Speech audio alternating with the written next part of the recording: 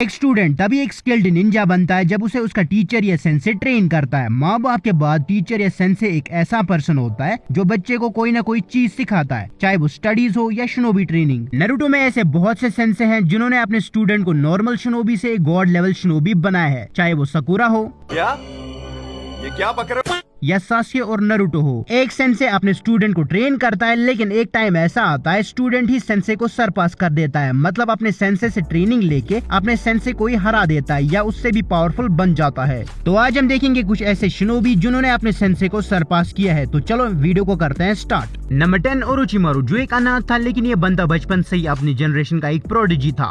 Orochimaru, Jiraiya और सुनाडे ये तीनों टीम 7 में थे और इस टीम का सेंसे था थर्ड होकागे हिरुजुन सारुटोबी। लेकिन थर्ड शिनोबी वॉर के दौरान सुनाडे, जिराया और ओरोचिमारू हांजो द सैलेमेंडर से हार जाते हैं, लेकिन इन तीनों को हांजो 3 लेजेंडरी सानिन्स का टाइटल देता है।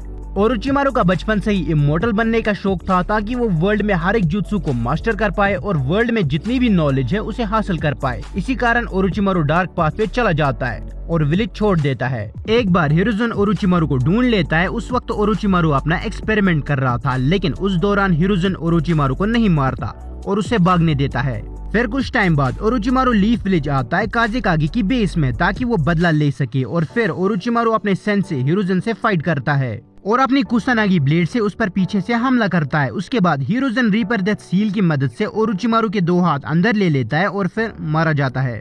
नंबर 9 मिनाटो नामिकाजे, नारुतो के पिताश्री, जिन्हें हम yellow flash of the leaf के नाम से भी जानते हैं।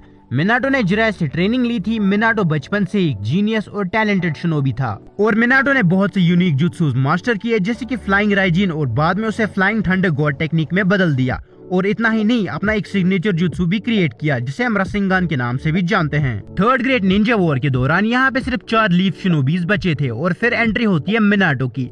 मिनाटो अपने टीममेट से कहता है कि तुम लोग बस कुनाई थ्रो करो, बाकी सब मैं देख लूंगा। और फिर मिनाटो तकरीबन 50 टून शिनोबीज को हरा देता है और इन्वेजन को रोक देता है। फिर कुछ टाइम बाद मिनाटो को 4th होकागे के लिए चुना जाता है। जब लीफ विलेज पर 9 टेल्स का अटैक होता है तो मिनाटो अपनी लाइफ सेक्रीफाइस कर देता है लीफ विलेज को बचाने के लिए। इतनी कम एज में मिनाटो ने इतना कुछ अचीव कर लिया था और अपने सेंसे को भी सरपास कर दिया था। नंबर 8 शिकामारू नारा, जो पूरे नारुतो सीरीज का एक लेजी कैरेक्टर था लेकिन एक जीनियस भी। शिकामारू, चोजी और इनो ये तीनों आसुमा के स्टूडेंट्स थे। आसुमा को पहले से ही पता था कि शिकामारू एक जीनियस है और आसुमा ने सीरीज में बताया है कि शिकामारू का IQ 200 प्लस है। वो एक जीनियस है, उसका IQ 200 से भी ज्यादा है।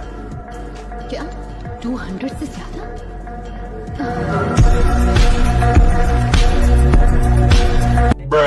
एग्जाम्पल के लिए आइंस्टाइन का IQ 160 था। अब मैं यहाँ पे शिकामारू और आइंस्टाइन को कंपेयर नहीं कर रहा हूँ, मैं बस तुम्हें एग्जाम्पल दे रहा हूँ। शिकामारू एक ऐसा शिनोबी था जो अपने दुश्मन को ताकत से नहीं बल्कि अपने दिमाग से हराता था। इस चीज का एग्जाम्पल मैं तुम्हें यहाँ देता हूँ। चुनिन एग्जाम्स के दौरान जब शिकामारू और तिमारी की फाइट होती है, इस फाइट में शिकामारू लास्ट में गिव अप कर देता है। मैच गया तेल लेने, मैं गिव अप करता हूँ।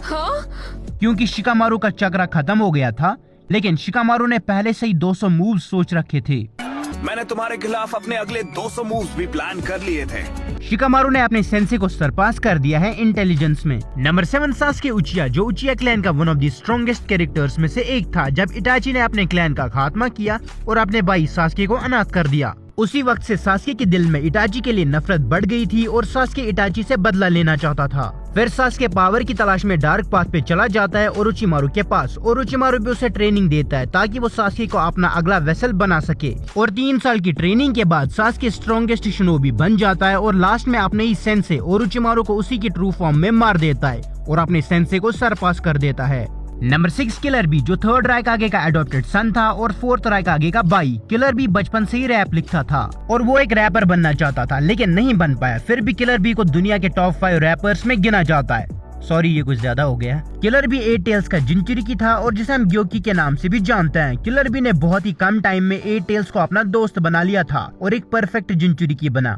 4th ग्रेट निंजा वॉर के दौरान 4th राइकागे नारुतो और किलर बी को बैटलफील्ड में जाने से रोकता है, लेकिन इस सीन में किलर भी अपने लेरेट अटैक से 4th राइकागे को नॉक डाउन कर देता है और फिर ए को समझ आता है कि किलर भी मुझसे भी स्ट्रॉन्ग बन चुका है। नंबर 5 गारा, जब गारा पैदा हुआ तो गारा के फादर ने गारा के अंदर 1 टेल्ड शुकाकू को सील किया ताकि रासा गारा को एक वेपन की तरह इस्तेमाल कर पाए। इसकी वजह से गारा को बचपन से ही बहुत सी मुश्किलों का सामना करना पड़ा क्योंकि गारा शुकाकू को कंट्रोल नहीं कर पाता था और गारा का कोई दोस्त नहीं बनना चाहता था क्योंकि उसे सब लोग एक राक्षस की तरह देखते थे।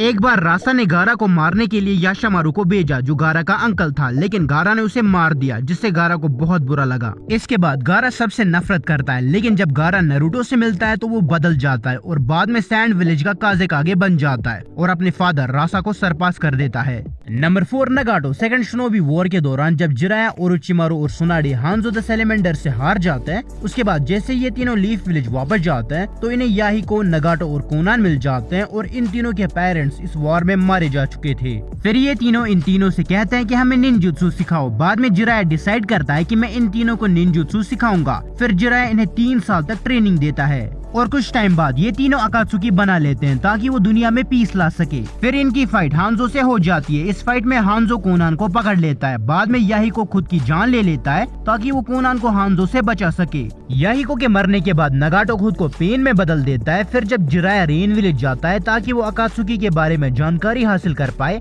लेकिन वहाँ पे जिराया पेन के हाथों मारा जाता है। Rest in peace. नंबर 3 सासुरी, जिसे हम सासुरी ऑफ द रेड सैंड के नाम से भी जानते हैं। सासुरी के जो पेरेंट्स थे सकुमो हताके ने उन्हें मार दिया था एक वॉर के दौरान। उसके बाद सासुरी को उसकी ग्रैंड मदर चियो पालती है। लेडी चियो एक पपेट मास्टर थी और उसने बाद में सासुरी को भी पपेट्स कंट्रोल करना सिखाया और आगे चलकर सासुरी एक बेस्ट पपेट मास्टर बन जाता है और अपनी बॉडी को एक पपेट में बदल देता है और आखिर में सासुरी ग्रैनी चियो को अपने पपेट मास्टरी में सरपास कर देता है। Number 2 sakura उचिया। सकुरा पहले बहुत ज्यादा वीक थी, खाली रोती रहती थी और सिर्फ सास्के के पीछे पड़ी रहती थी।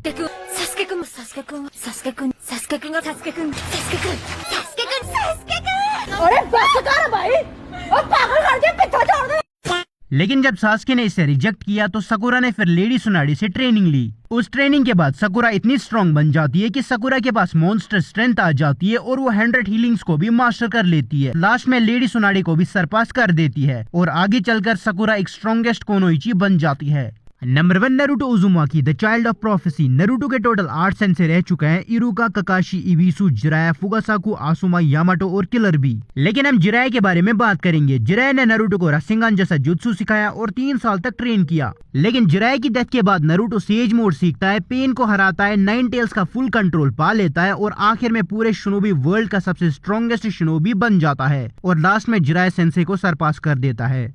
Hope you like it this video अच्छी लगी हो तो लाइक, फॉलो और सब्सक्राइब कर देना। Thank you so much for watching. Bye.